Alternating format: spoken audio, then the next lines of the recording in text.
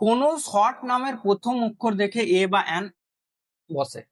তাহলে দেখো এখানে কিছুগুলো শর্ট নেম দেওয়া রয়েছে, যাদের ফুল ফর্ম দেওয়া নেই, শর্ট নেম গুলো দেওয়া রয়েছে। তো এই ক্ষেত্রে আমরা কি জানবো, এই ক্ষেত্রেও কিন্তু একটা কনসেপ্ট ফলো হবে, ওই সেম কনসেপ্ট, সাউন্ডের কনসেপ্ট। দেখো এমএলএ, তাহলে প্রথম অক্ষর দেখে এম আছে, তাহলে তো আমরা আরামসে এ বসিয়ে দিয়ে চলে আসবো। কিন্তু এই ক্ষেত্রেও সেম ভুল করে আসবো আমরা, কেন? কারণ দেখো এমএলএ রয়েছে, তাই না? এমএলএ, তাহলে এমএলএ কে যখন আমরা উচ্চারণ করছি তখন এ মেল প্রথমে এ আসছে, প্রথমে এ আসছে, তাহলে এ এলে পরে এ তো ভাওয়াল, তাহলে ভাওয়াল হলে আমি কি করে এ বসাতে পারি? এখানে এক্ষেত্রে আমার অ্যান হবে। তাহলে বোঝা গেল কি বললাম, সাউন্ডটাকে দেখবে। এমএল এর এ মেলে আসছে, এ মেলে এ প্রথমে আসছে।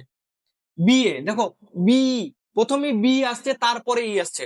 বি কে যদি আমরা সাউন্ডের আকারে ভাঙি, তখন প্রথমে বি পাচ্ছি, তারপরে একটা ভাওয়াল পাচ্ছি। তাহলে প্রথমে কনসোনেন্ট আসছে, কিন্তু ভাওয়ালটা পরে আসছে।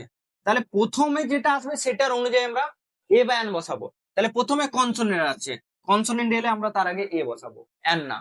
Next H S, H, H, প্রথমে এইচ কে ভাঙলে কি আসছে? এ আসছে প্রথমে, তারপরে এইচ আসছে, তাহলে প্রথমে ভাওয়াল আসছে, তাহলে সেক্ষেত্রে এন।